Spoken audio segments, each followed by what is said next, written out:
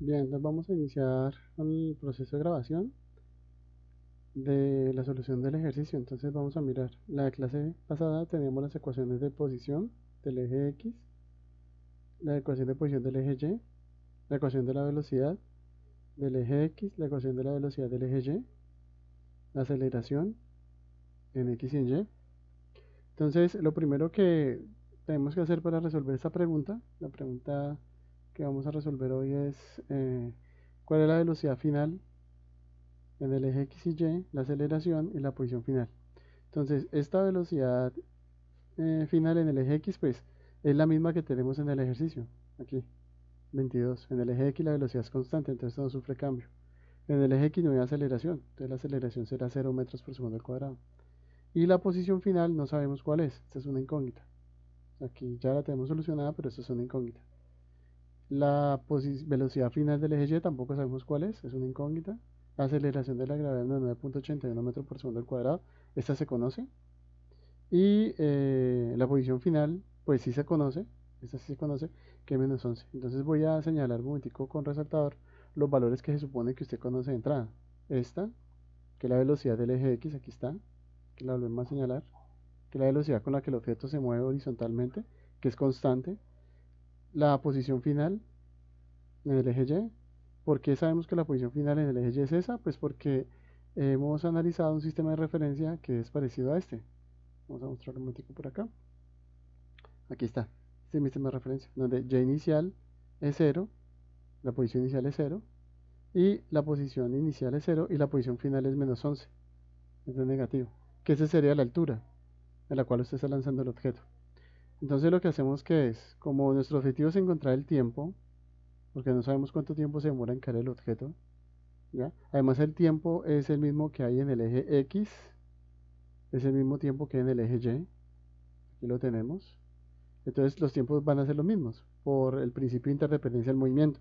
Movimiento interdependientes, pero que están, digamos, amarrados o sujetos al mismo tiempo. Entonces, como tenemos que la altura es 11 metros, en ese caso mío, la posición inicial es 0, la posición final es menos 11, la velocidad del eje X es 22 metros por segundo, que es la velocidad que yo tengo pues, en mi ejercicio.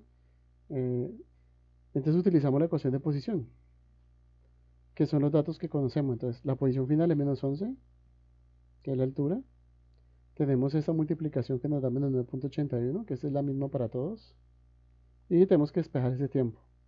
Está multiplicando, pasa de dividir. 11 dividido entre este valor da 2.24. Tenemos que eliminar este cuadrado. Aplicamos raíz cuadrada a ambos lados y nos da este resultado. Ese es el tiempo que demora el objeto en caer. ¿Listo? Pues para mi ejercicio. Después de encontrar ese tiempo, entonces, ¿qué hacemos? Posición final en el eje X.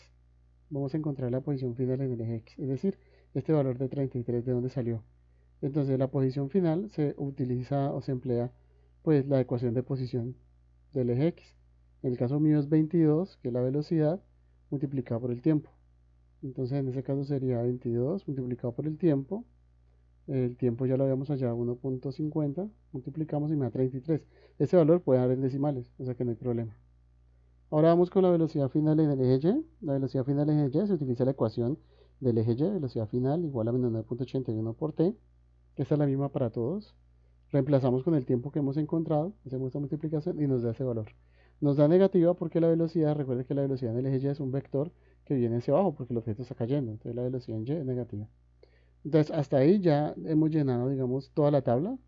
La posición final en el eje X ya la tenemos acá. Tenemos el eje Y, aquí está ubicado. La velocidad en el eje Y, aquí está, final. Entonces ahora lo único que nos hace falta es encontrar estos dos datos.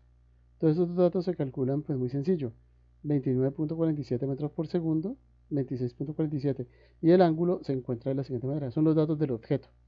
Cuando yo lanzo el objeto tiene una velocidad en X, que es constante, y una velocidad en Y que va aumentando. Yo en este momento ya conozco la velocidad en X desde que empezó el problema, porque fue la que yo asigné en el ejercicio, que es la velocidad con la que el cañón sale. La velocidad final en Y la acabo de encontrar. La acabo de encontrar aquí está. Es la velocidad final en Y. O sea, tengo la velocidad en X y tengo la velocidad en Y. Pero me están preguntando es la velocidad del objeto, o sea, con la que el objeto toca el suelo, con la que lo va a impactar. Que eso es la suma de estos dos vectores. Entonces está la coordenada polar, ¿ya? La coordenada polar. Recuerden que la coordenada polar tiene la magnitud, que es el tamaño del vector, y el ángulo. En este caso, ese ángulo se viene de aquí para abajo. Por esa razón va a dar negativo. Entonces, ¿cómo calculamos ese ángulo? Pues hay varias formas. Trabajamos con una calculadora normal. Voy a utilizar dos calculadoras acá, porque pues, depende de la calculadora que ustedes tengan. Entonces tenemos esta calculadora básica y esta otra de aquí. Tenemos dos calculadoras. Entonces, con las dos calculadoras, pues lo que yo conozco en este momento, vamos a tener acá, es el valor de x y el valor de y. O sea, conozco la coordenada rectangular. Necesito la coordenada polar. Entonces, en esta calculadora busco Shift Pol, aquí aparece. Listo. Escribo x, 22, coma, aquí está la coma. Y el valor de y, que es menos, pongo menos 14.72. Cierro paréntesis y le doy igual. En esta calculadora mire que ya me dio el primer valor, 26.467. Estos son metros por segundo, esta es la velocidad con la que el objeto va a tocar el suelo. Ahora, ¿qué me hace falta? Me hace falta el ángulo. Entonces, en esta calculadora, como si yo despliego por acá, no me va a dar más. Entonces, ¿cómo encuentro yo el otro resultado? El otro resultado se obtiene utilizando alfa y tan. Y le doy igual. Y aquí tengo menos 33.79, que es el ángulo. Ya está hecho. Con esta calculadora. Ahora vamos con esta otra. Esta ya es diferente, una calculadora más sencilla. Entonces busco Shift Pol. En algunas calculadoras Pol está por aquí o por acá abajo. Esta calculadora está entre el más. Aquí se puede ver Pol y aquí se puede ver Rec. Necesito Pol porque tengo las coordenadas rectangulares. 22, que es el eje X. Shift coma. Y ponemos menos 14.72. Cerramos paréntesis y le damos igual.